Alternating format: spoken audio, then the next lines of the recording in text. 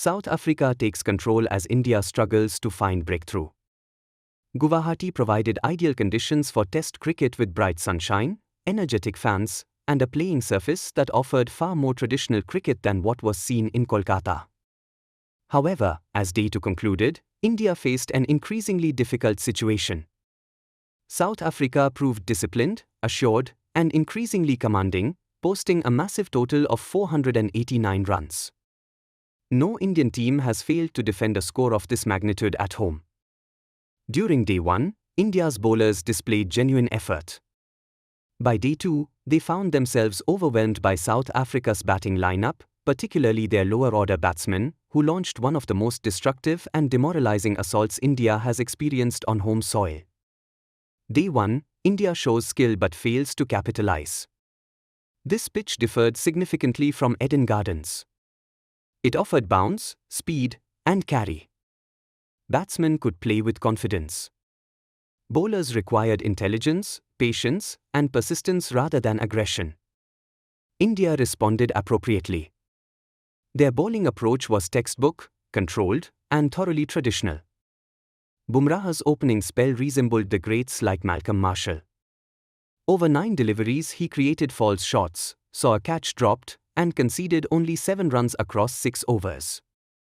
His bowling induced uncertainty and seemed destined to produce a wicket through sheer determination. When the breakthrough finally came, it arrived almost absurdly simply. Markram edged a drive back onto his own stumps, producing the least impressive ball Bumrah had bowled that morning. This summarized Day 1 perfectly. India performed exceptionally, South Africa absorbed the pressure, accumulated runs steadily, and occasionally found success, but never truly dominated. South Africa's individual contributions showed this pattern clearly. Markram scored 38, Rickelton made 35, Stubbs managed 49, Bavuma contributed 41, De Zossi posted 28, and Mulder added 13. These were not poor performances. These reflected India's successful bowling strategy, the steady application of pressure that slowly wore down the opposition. However, India required more than simply tight bowling. The team needed decisive breakthroughs and a killer instinct that proved elusive. Kuldeep's outstanding performance. If anyone claimed ownership of Day 1, it was Kuldeep Yadav. His removal of Stubbs at 49, on the first delivery of a fresh spell, demonstrated his craft perfectly. He bowled wide to tempt the drive, angled the ball to cross the batter's stumps, turned it sufficiently to produce an edge, and Rahul caught smartly behind the wicket. The execution was textbook cricket. Kuldeep bowled ambitiously throughout the day, with clever variations and excellent control. He captured 3 wickets on a pitch that demanded creativity and deception. Jadeja's contrasting fortunes. Jadeja produced a spell on the second evening of remarkable quality, bowling 13 overs including 3 maidens and taking 4 wickets while conceding only 29 runs. His bowling was virtually unplayable. However, on Day 1 morning his control abandoned him. He hunted for wickets and gave away runs. When pitches demand patience, careless bowling proves costly. Jadeja momentarily lost his discipline. Still, India finished Day 1 with South Africa positioned at 247 for 6, with the match delicately balanced and momentum seemingly favoring the home team.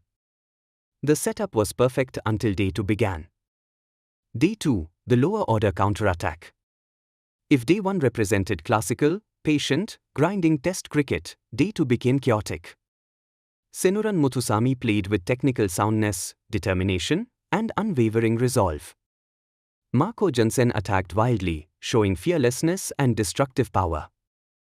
Together they dismantled India's plans. The 7th wicket partnership of 97 runs from 106 balls fundamentally changed the match's trajectory. Jansen struck 93 from 91 deliveries.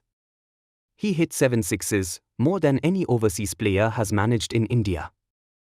His shots possessed power and timing, transforming decent deliveries into boundaries and converting carefully planned bowling spells into disaster. India had bowled magnificently for 120 overs. Jansen undid that work in just 10 overs. Muthusamy compiled 109 runs from 206 balls. Scoring a century in India carries special significance. Achieving it from number 7 on debut is extraordinary. His batting demonstrated patience, technical quality, and psychological strength. He controlled the pace of his innings expertly. South Africa's scoring rate doubled from 2.4 runs per over to 4.8 runs per over within 2 sessions. India transformed from commanding to desperate. The scoreboard presented a figure that echoed through cricket history: 489 runs. Nobody has lost a test in India while scoring so many runs. The match had fundamentally shifted. India now faced enormous pressure. India's tentative start. India ended day 2 having scored just 9 runs without losing a wicket across 6.1 overs. This represented neither disaster nor dominance.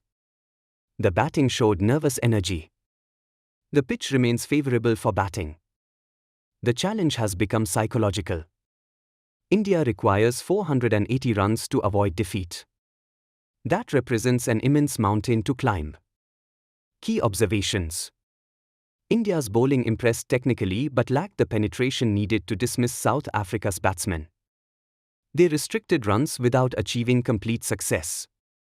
South Africa's lower order now ranks among cricket's most formidable batting combinations.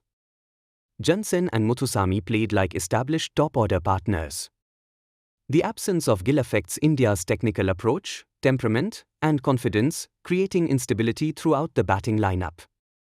South Africa's confidence stems from genuine quality rather than momentary fortune. This represents a truly accomplished team. India may struggle against traditionally prepared pitches. This surface suited Indian cricket, yet South Africa adapted better to its demands. The match increasingly favors South Africa's position.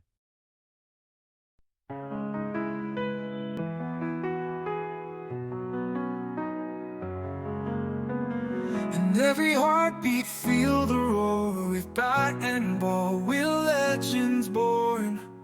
Colors bright, the picture light. For India, we'll always fight. From Delhi to the coastlines wide, the cheers are loud like ocean's tide. Every swing of hopes we chase, victory shines on every face. Inshallah, India rising high, underneath the painted sky. With every chant the spirit soar, creating hearts forevermore. Spinning dreams like stars at night, swinging beams pure dynamite. Feel the blazing glory's flame, every place.